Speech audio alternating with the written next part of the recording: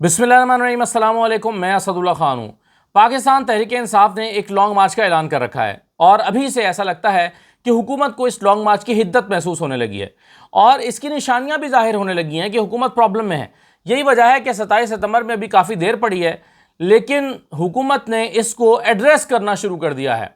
इस इशू पर बात करने लग गई है, प्रेस कॉन्फ्रेंसेस शुरू हो गई हैं और इसकी जो निशानियां जो मैं जिक्र कर रहा हूं नज़र आने लगी हैं वो मैं आपके सामने रखता हूं। उससे आपको अंदाज़ा होगा कि हुकूमत अभी से परेशान है कि ये पीटीआई क्या करने वाली है और उसका सद्देबाब शुरू कर दिया हुकूमत ने। मिसाल के तौर पर एक तो अकबर एस बाबर साहब लॉन्च हो गए।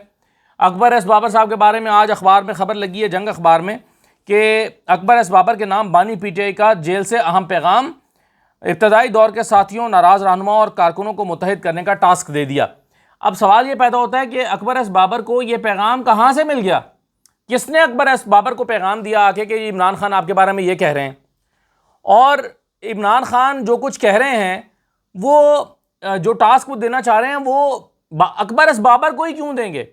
पार्टी में कोई नहीं मिला उन्हें जो नाराज़ रहनुमाओं से मुलाकातें करे, बातचीत करे। अकबर एस बाबर तो वो हैं जो पटिशनर थे बल्ले के निशान के ख़िलाफ़। वो अदालत के पास गए थे, काजी फ़ाइसा के पास लेकर गए, पीटीआई के इलेक्शंस को कलअदम करार दिलवाया, बल्ले का निशान छिनवाया। इमरान खान क्या उस अकबर एस बाबर से कहेंगे कि जाओ तुम्हारे नाम में पैगाम भेज रहा हूँ कि कारकुनों से मिलो और नाराज़ लोगों को मनाओ?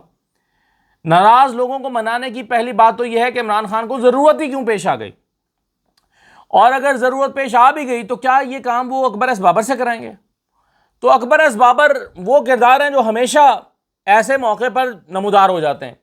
कभी अचानक नज़र आएंगे आपको इलेक्शन कमीशन में पीटीआई के ख़िलाफ़, कभी अचानक नज़र आएंगे अदालत में इमरान खान के ख़िलाफ़, कभी अचानक आपको नज़र आ जाएंगे किसी और मामले पर। तो अब ये जो है वो नाराज़ कारकुनों को मनाने के मौजू पर अकबर एस बाबर को इमरान खान का पैगाम मौसूल हो गया।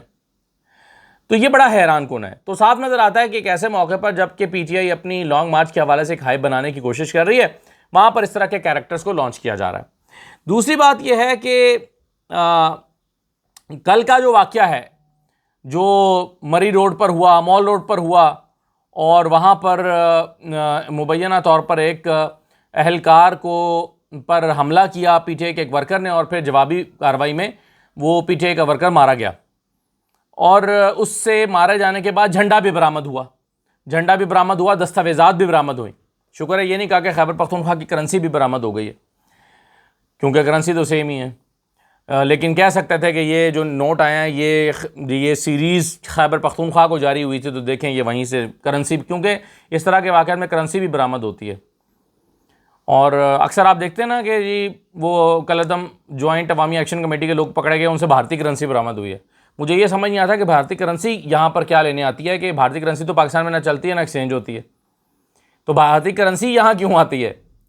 अब देखें ना, मतलब अकल की बात है कि जब एक एजेंट है, वो रॉ का एजेंट है मिसाल के तौर पे, तो उसको या तो डॉलर्स में आप देंगे पैसे या पाकिस्तानी रुपयों में देंगे ना, भारतीय करेंसी क्यों देंगे? वो तो करेंसी तो चलती ही नहीं है भारतीय करेंसी पाकिस्तान में, ना यहाँ एक्सचेंज होती है मनी एक्सचेंज के पास, लेकिन फिर भी करेंसी ज़रूर होती है इस तरह के वाक़े पे। एनीवे, अब ये जो बंदा है, ये जो कल लड़का मारा गया है, इसके बारे में आज तलाल चौधरी साहब ने भी प्रेस कॉन्फ्रेंस कर डाली। उन्होंने कहा कि जी ये पागल था, तो फिर ये इतना पागल था तो फिर ये अपने किसी बंदे पे जाकर हमला करता, तो ये यहाँ पर एक अहलकार पर हमला क्यों कर रहा था? और उसकी बहुत सारी तस्वीरें जो हैं वो पीटीआई के साथ वो भी इकट्ठी करके कल ही चला दी गई थी। खैर वो तो वाक़े के फ़ौरन बाद चला दी गई थी। तो इस तरह की और फिर ये मौजू तो चले प्रेस कॉन्फ्रेंस का था तलाल चौधरी का, असल मौजू ये था कि पीटीआई जो है वो एक पुरतशद्दुद जमात है और इन्होंने अपने कारकुनों के दिमागों में भर दिया है कि हमला करना है, इसलिए ये जो लॉन्ग मार्च करने जा रहे हैं ये भी पुरतशद्दुद लॉन्ग मार्च होगा, इसलिए इनको इजाज़त नहीं दी जा सकती। तो बुनियादी तौर पर जो आज की तलाल चौधरी साहब की प्रेस कॉन्फ्रेंस का मौजू था वो भी लॉन्ग मार्च ही था, पीटीआई का लॉन्ग मार्च जो 27 सितंबर को होना है, जिसमें अभी 1.5 महीना बाकी है। तो उस पर अभी से टेंशन दिखाई दे रही है हुकूमत की, और आज की प्रेस कॉन्फ्रेंस में भी वो दिखाई दी। फिर एक निशानी इसकी ये भी है कि पीटीआई के अंदर अंदरूनी लड़ाइयाँ जो हैं वो बहुत बढ़ गई हैं। तो ये क्या खुद ब खुद बढ़ गई हैं? अचानक से बयानात एक दूसरे के ख़िलाफ़, एक शोर ग़ोग़ा, एक ऐसा माहौल जिसमें एक निफाक नज़र आए, जिसमें लड़ाई झगड़ा नज़र आए। तो ये जो लड़ाइयाँ हैं इसमें भी अचानक इजाफा हो गया ताकि असल मसाइल से ध्यान हटाया जा सके। तो देखें, ये सारी निशानियां महसूस होती हैं कि लॉन्ग मार्च को सबूताज करने, डिस्टर्ब करने या डिसरप्ट करने और पार्टी को इस पर कामयाबी से अमल दरामद ना करने के लिए है। क्योंकि सोहेल आफरीदी कह रहे हैं मैं 20 लाख बंदे लेकर आऊँगा, यानी स्केल बड़ा करके वो बता रहे हैं कि मैं बहुत बड़े स्केल पर लोगों को लेकर आऊँगा। और 20 लाख हों या 2 लाख हों, दोनों स्केल बड़े होते। तो वो कहते हैं कि जी मैं लाखों लोग लेकर आऊँगा, चलें 20 लाख को हम यूँ कह लेते हैं, वो कहते हैं मैं लाखों लोग लेकर सड़कों पर आऊँगा। तो इससे एक हुकूमत के यहाँ एक खौफ और परेशानी तो दिखाई दे रही है, जिसका इजहार मुख्तलिफ अंदाज में हो रहा है।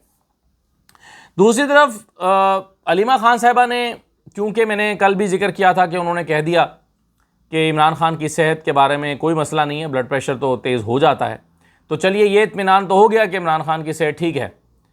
अगरचे वो कह रही हैं कि हाँ मुझे बताया गया था बुशरा बीबी की फैमिली की तरफ से कि इमरान खान का ब्लड प्रेशर ख़राब है, तो इससे मेरी उस खबर की तस्दीक तो हो गई जो मैंने आपको दी थी। आपको याद होगा मैंने ईसा नकवी साहब के साथ वीलॉग करते हुए खबर दी थी कि इमरान खान को ब्लड प्रेशर का मसला लाहिक है, और ये बात इमरान खान के बहनों के इल्म में आ गई है, लेकिन वो खामोश हैं। तो आपको याद है ना, मैंने ये 4-5 दिन पहले ये खबर दी थी। तो इसकी आज अलीमा खान साहबा ने खुद तस्दीक भी कर दी है कि हाँ हमें बुशरा बीबी की फैमिली की तरफ से पता चला था कि उनका ब्लड प्रेशर का मसला है, लेकिन ये कोई मसला नहीं है, वो तो बंदा गुस्से में आ जाए या एक्सरसाइज करें तो ब्लड प्रेशर तेज़ हो ही जाता है, ये कोई उनको बीमारी नहीं है। तो अगर अलीमा खान साहबा का इत्मीनान है इस बात पर कि इमरान खान की सेहत ठीक है, तो फिर चलिए, फिर इमरान खान की सेहत तो मौजू नहीं रही, इमरान खान ठीक है फिर अलीमा खान साहबा के बकौल। तो फिर इनका मतलब है कि वो जो जुमेरात को हर चौक डी चौक बनना था इमरान खान की सेहत से के मसले को लेकर, शायद अब वो भी ना हो, क्योंकि उसका जवाब नहीं रहा।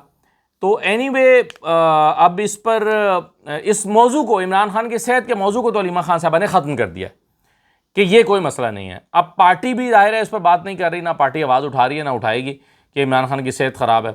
अगर हालांकि इसमें मुझ समेत कई सहाफ़ियों के पास ये खबर बराह रास्त है कि इमरान खान को ब्लड प्रेशर का मसला है, लेकिन बहरहाल अलीमा खान साहबा की बात हमसे भी मुकद्दम है, सहाफ़ियों से भी मुकद्दम है और पार्टी से भी, क्योंकि वो उनकी फैमिली हैं और उनकी फैमिली ज़ाहिर है सेहत के हवाले से सबसे ज़्यादा कंसर्न तो उन्हीं का होता है, तो जो वो कहें वो ठीक है। लेकिन दूसरी तरफ सलमान सदर साहब ने जो तहरीरी दलाइल जमा कराए हैं अदालत के अंदर, 19 सफ़ात पर मुश्तमिल तहरीरी दलाइल अदालत में जमा कराए हैं, जिसमें उन्होंने एक तो जेल रिपोर्ट पर एतराज़ किया कि सुप्रीटेंडेंट जेल ने जो कहा था कि जी ये सोलिटरी कन्फाइनमेंट नहीं है और इनको कैद तन्हाई में नहीं रखा गया, तो उन्होंने कहा कि ये रिपोर्ट जो है ये हक़ाइक़ मुनाफ़ी है, नामुकम्मल है और गुमराह कुन है। सलमान सदर साहब ने अदालत के अंदर ये तहरीरी जवाब जमा करवाया। उन्होंने कहा कि अदालती मुआविन, लोकल कमीशन या फ्रेंड ऑफ द कोर्ट मुकर्रर किया जाए। इस्तदा की अदालत से कि कमीशन बना दिया जाए, अदालती मुआविन भेज दिया जाए या फ्रेंड ऑफ द कोर्ट मुकर्रर करके इमरान खान के पास भेजा जाए, जैसे कि सलमान सदर को पहले सुप्रीम कोर्ट ने भेजा था, फ्रेंड ऑफ द कोर्ट बना के भेजा था। तो वो कमीशन बन जाए, फ्रेंड ऑफ द कोर्ट हो जाए या जैसे भी हो, बहरहाल एक कमीशन बना के इमरान खान की हालत इज़ार के बारे में जानने के लिए भेजा जाए, पता चले कि उनकी सेहत कैसी है, तबीयत कैसी है, कैद तन्हाई का वो शिकार हैं या नहीं है। तो इससे अंदाज़ा होगा, जेल सुपरिटेंडेंट की रिपोर्ट पर यकीन ना किया जाए, बल्कि फ्रेंड ऑफ द कोर्ट या कमीशन भेजा जाए, वो आकर बताएगा अदालत को कि असल में इमरान खान कैद तन्हाई का शिकार हैं या नहीं। दूसरा, उन्होंने कमीशन को दोनों कैदियों से मुलाकात करके हक़ाइक़ का जायज़ा लेने और अदालत में रिपोर्ट पेश करने की दरख्वास्त की कि कमीशन जाकर ये रिपोर्ट बनाए और दोनों कैदियों से मिले, इमरान खान से भी, बुशरा बीबी से भी, और आकर रिपोर्ट जमा कराए। दोनों को अदालत तलब करके कैद तन्हाई से मुतल्लिक बयानात कलमबंद करने या वीडियो लिंक के जरिए बयान देने की दरख्वास्त उन्होंने की। यानी कि या तो दोनों को अदालत तलब करके अदालत उनसे पूछे या फिर वीडियो लिंक के जरिए उनसे बयान लिया जाए, वीडियो लिंक के जरिए इमरान खान का बयान और बुशरा बीबी का बयान रिकॉर्ड किया जाए, उनसे पूछा जाए कि उनके साथ क्या सलूक हो रहा है। फिर उन्होंने कहा कि माहिरीन, रियासती नुमाइंदे और दरख्वास्त गुजारों के नुमाइंदों पर मुश्तमिल बोर्ड बनाया जाए, ये उन्होंने तजवीज़ पेश की अदालत को। बोर्ड को जेल की सहूलियात, रिकॉर्ड और कैदियों को तन्हाई में रखने की जो सूरत हाल है उसका जायज़ा लेने की उन्होंने इस्तदा की। वीडियो लिंक के जरिए उन्होंने कहा कि वज़ीर आला पंजाब की जानिब से कैदियों को वीडियो लिंक पर बात कराने की सहूलत इमरान खान को भी देने का मुतालबा किया। इमरान कि जी वज़ीर आला पंजाब मरियम नवाज़ ने कैदियों को ये सहूलत दी है कि वो अपने रिश्तेदारों से, अजीज़ों से वीडियो लिंक के जरिए बात कर सकते हैं। तो उन्होंने कहा कि इमरान खान को भी ये सहूलत जो है वो फराहम की जाए। अच्छा, किताबें और टीवी फराहम करने का उन्होंने मुतालबा किया कि इमरान खान को टीवी दिया जाए ताकि मालूमात तक उनकी रसाई हो और बुशरा बीबी और इमरान खान को किताबें फराहम की जाएँ। किताबों का भी मसला है, मौज़ूआत का इंतखाब भी देखें ना, इमरान खान अपनी मर्ज़ी से नहीं कर सकते कि यानी जो किताब इमरान खान पढ़ना चाहते हैं वो नहीं पढ़ेंगे, वो किताब पढ़ेंगे जो उनको पढ़वाना मकसूद होगा, जो फैसला करेगी इंतज़ामिया, जेल इंतज़ामिया के ये किताब पढ़ें, अपनी मर्ज़ी का मवाद। तो भाई ये तो कैदी का राइट है कि जो किताब वो पढ़ना चाहता है, जिन मौज़ूआत पर पढ़ना चाहता है, उसको वो किताबें फ़राहम की जाएँ। 300 से ज़ायद वो कहते हैं मुकदमात हैं इमरान खान के ऊपर। वकालत के पेश नज़र कानूनी टीम को जेल रूल्स के मुताबिक बिला रुकावट जो है वो बिला रुकावट मुलाकात की इजाज़त दी जाए। यानी आप 300 मुकदमे इमरान खान के चलाने हैं ना, तो इमरान खान को उन मुकदमों का दिफा भी करना है। तो इमरान खान को अपने मुकदमात का दिफा करने के लिए अपनी कानूनी टीम के साथ मुशावरत करने का हक़ ही हासिल नहीं है, वो अपनी कानूनी टीम से मिल ही नहीं सकते। तो जब आप अपने वकील से नहीं मिल सकते तो अपने 300 केसेस का दिफा कैसे करेंगे? ये नुक्ता उन्होंने उठाया है। जेल कवायद के मुताबिक अहल खाना और दोस्तों से हफ्तावार बाकायदा मुलाकातें यकीनी बनाने की दरख्वास्त की गई है। फिर उन्होंने कहा कि गैर ज़रूरी पाबंदियों का खात्मा किया जाए। सुप्रीटेंडेंट अडयाला जेल को मुलाकातों में गैर ज़रूरी रुकावटें न डालने की वाज़ेह हिदायत की जाए। इमरान खान की मेडिकल रिपोर्ट्स और मुकम्मल तिब्बी रिकॉर्ड अदालत और दरख्वास्त गुजारों को फराहम करने का मुतालबा उन्होंने किया। दलाइल के मुताबिक दोनों को अपने मखसूस अहाते से बाहर जाने की इजाज़त नहीं है, इसलिए उनको नकलो हरकत को बिला रोक टोक करार नहीं दिया जा सकता। यानी जेल सुप्रीटेंडेंट की रिपोर्ट गलत है, चूँकि उनको बग़ैर इजाज़त नकलो हरकत की वो नहीं कर सकते हैं, इसलिए इसी को तो कहते तन्हाई कहते हैं। यानी बग़ैर इजाज़त तो क्या उनको वो कर ही नहीं सकते, यानी SOP नहीं है कि इमरान खान अपने उस जो महदूद सी जगह है उसे बाहर निकलेंगे। तो वो हालांकि बाकी कैदी जो हैं उनके लिए SOPs डिफरेंट है और इमरान खान के लिए डिफरेंट है। वकील ने मौक़िफ़ इख्तियार किया कि जेल सुप्रीटेंडेंट ने अदालती अहकामात को नज़रअंदाज करते हुए सिर्फ 1.5 सफ़े की नामुकम्मल रिपोर्ट जमा करी। सलमान सफदर साहब ने कहा कि इन्होंने अदालती अहकामात को नज़रअंदाज करते हुए जेल सुप्रीटेंडेंट ने जो रिपोर्ट जमा कराई है वो नामुकम्मल है। तो ये अदालत को सलमान सफदर साहब ने एक जामे रिपोर्ट जमा कराई है, और अगर अब भी अदालतें इस पर अमल दरामद नहीं करती, यानी फ्रेंड ऑफ द कोर्ट बनाना क्या मसला है, कमीशन बना देना क्या मसला है, एक रूटीन में भी अदालतों का जायज़ा लेने के लिए अदालतें कमीशन बनाती रहती हैं इसका जेल का जायज़ा लेने के लिए, तो इसमें कोई अनहोनी बात नहीं होगी। लेकिन अगर ये भी अदालत ना माने तो फिर आप समझ लीजिए कि अदालतें जो हैं वो उनकी क्या हालत हो गई है, और किस तरह से वो अपनी रिट को ही नहीं मनवा सकते हैं। पहले भी अदालत ने फैसला हुक्म दे रखा है कि जुमेरात को वकीलों से मुलाकात कराई जाए, नहीं अमल होता।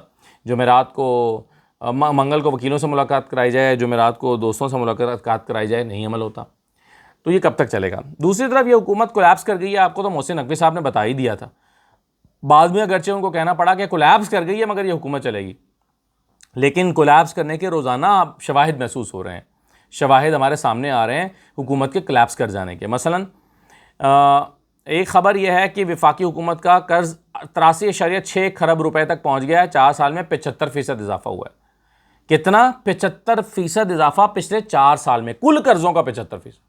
यानी जितने कर्ज़े क़याम पाकिस्तान से लेकर 2022 तक थे, उसका 75% कर्ज जो है वो 2022 से अब तक 4 साल में ले लिया गया। यानी आप सोचिए कि अगर कर्जा 100 रुपया था तो अब 175 रुपये हो गया 4 साल में बढ़ के।